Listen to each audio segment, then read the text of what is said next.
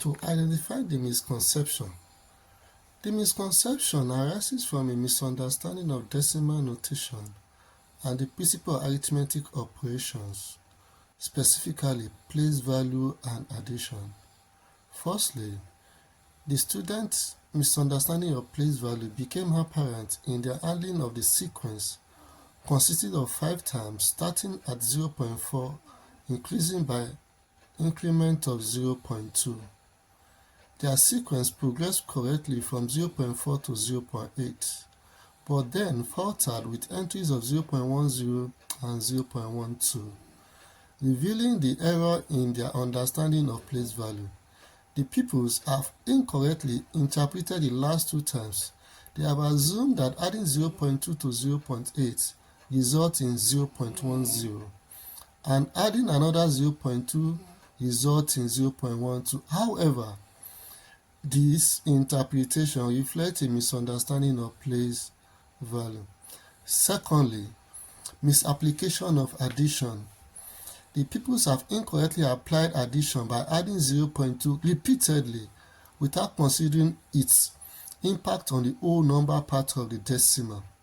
Adding 0.2 to 0.8 should result in crossover to the next whole number, not continue to increase the 10th place.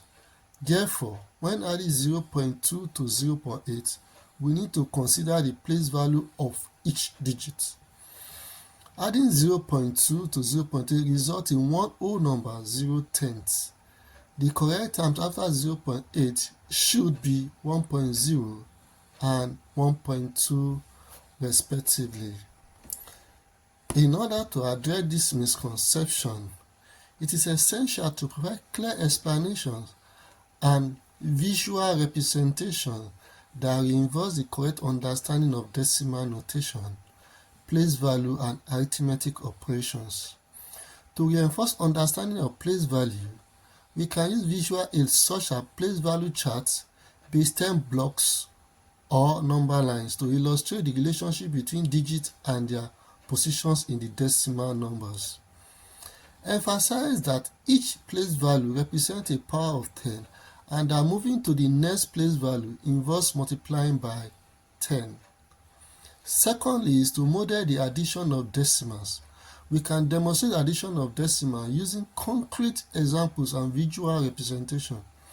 Show how to align decimal points and add digits in each place value column.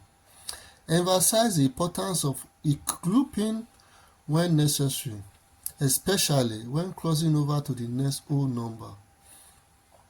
Thirdly, and more importantly, is to provide real-world context. We can contextualize decimal addition by relating it to the real-world situation, such as adding money. For instance, adding 80 pence to 40 pence, which ordinarily gives £1, 20 pence. We need to encourage students to think about how decimals are used in everyday life and why it is essential to understand their place value. And lastly but not the least, always encourage the student to practice with sequence and offer constructive feedback in return. Also, remedial support and to address any misconception that arises from such activities. Thank you.